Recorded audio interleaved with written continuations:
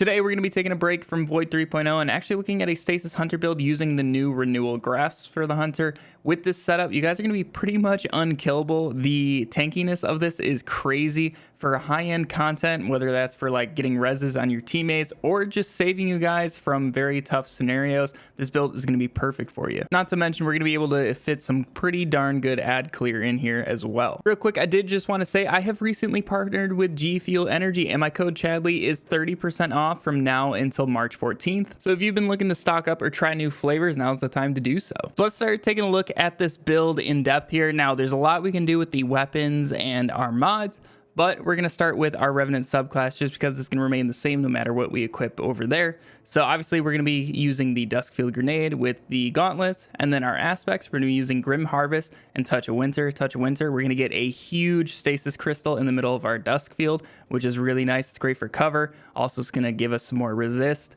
and obviously it's going to be really good for ad clear. And then our fragments that we're running with this is Whisper of Fissures. So that is for the ad clear. We're going to break that stasis crystal and hit a lot more with it and a lot harder. Whisper of Chains, so we can get more damage reduction when we're standing next to the crystal. We're going to get resist ×3 when we're in the dusk field and standing next to the crystal. Whisper of Durance, so the actual dusk field lasts longer. We're going to be using Whisper of Conduction, so our stasis shards track to us.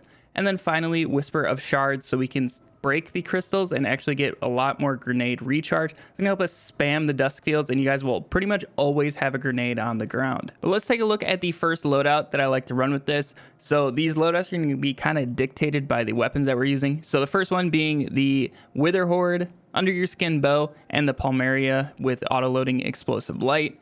Because with the Under Your Skin, we're gonna get Land Tank, which is great for our damage resistance. Also, it's just a really good bow.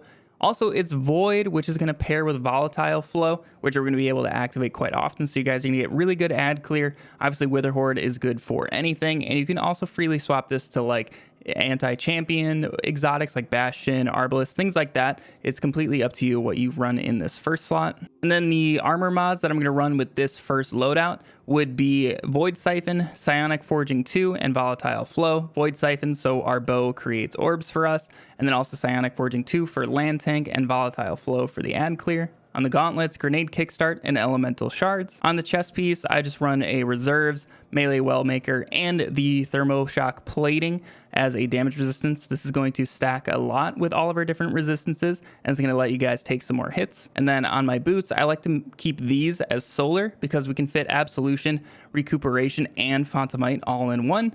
And then finally on our cloak, we're going to be running Loosen Finisher and Reaping Wellmaker. So you guys are going to be dodging a lot with this build, so that way you can keep getting those Void Wells to spawn and keep your volatile rounds active. And then normally in my videos, I don't really mention stats, but in a build like this, the stats are going to help out a ton. And one thing you're really going to want to strive for is hitting 100 Discipline. With the Duskfield Grenade, our base cooldown is going to be 24 seconds. Then obviously we're going to have breaking stasis crystals and things of that nature, lowering that cooldown further. So definitely try to strive for that 100 discipline if you can. Now, where this build gets truly insane is when we're actually able to run the Risk Runner. And that's also why I had that first loadout, is for different activities where enemies really aren't doing arc damage. So you can't really run the Risk Runner to its full effectiveness. But this combo and stacking all of these different damage resistances is pretty darn insane. So I did some testing against the Barrier Colossus at the very start of the Master Vox Obscura quest. So I just started with no resistance and slowly worked my way up, adding different parts of this build. And for every single test, I was at 70 resilience, and also my light at the time was 1566. So I would just jump up on a rock and let the thing shoot me and see how many hits it would take for me to go critical. So I went ahead and started off with no resistance whatsoever, and it actually took me 3 hits to go critical. But then I just slowly started adding the different resistances. So starting off with the Stasis Fragment, where you're standing next to a crystal, you're going to take reduced damage.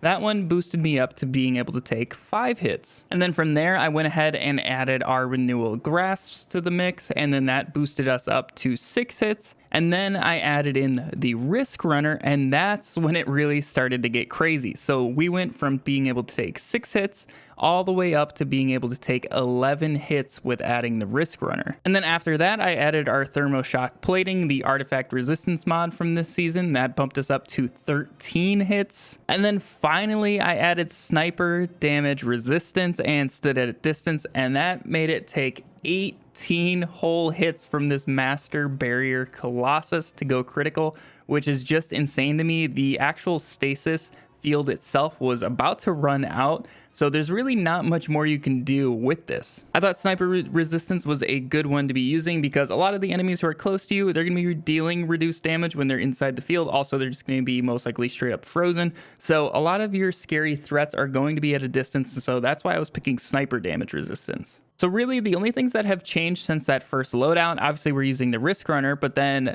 on our kinetic slot, we're going to be using a Thoughtless or the Deliverance just because they're really good stasis options. We're going to get Font of Might on them. It's completely up to you which one you use. And then otherwise on our helmet, like I said, I wanted to keep this Void so I can swap to Well of Tenacity instead of Volatile rounds when I use this setup, and also Harmonic Siphon instead of Void Siphon. That way, whenever we get kills with the Thoughtless or the Palmaria, we can get us some orbs and get some more cooldowns. Then some gameplay tips for you guys. When you throw your Duskfield grenade and you're just trying to get out of some damage and survive, just hide behind the stasis crystal. It is huge. It takes a while for enemies to break it, so you guys can actually get your health regen just by hiding behind it. Don't sit there and just try to tank everything with your damage resistance because you're still probably going to end up dying if there's 20 things shooting you. Just go ahead and hide behind it, wait until you healed up, and then you can go back into battle. Also, make sure the stasis crystals last on the ground as long as possible as well if you're trying to use them as damage resistance. Because of our fragment slot, only break them at the very end. The dusk field will actually go away, but the crystal will still stay there for a couple more seconds. Feel free to break it after that and then continue moving on. But obviously, if you need the grenade energy and you're just constantly moving, break it right away and you can just keep running. But hopefully you guys do enjoy this build. I was pleasantly surprised by this setup and how fun it is. I really do enjoy Stasis Hunter, and these gauntlets make it a lot more fun. Yeah, hopefully you enjoyed the build. If you did, make sure you are subscribed to the channel. I got a bunch more on the way here very shortly. I'm going to have a Warlock build next for you guys, so stay tuned for that. Also, reminder, my G Fuel code is 30% off from now until March 14th. So if you guys need to stock up, make sure you use that code at checkout. But anyways, I hope you all have a fantastic day, and I'll catch you all in the next video. See ya.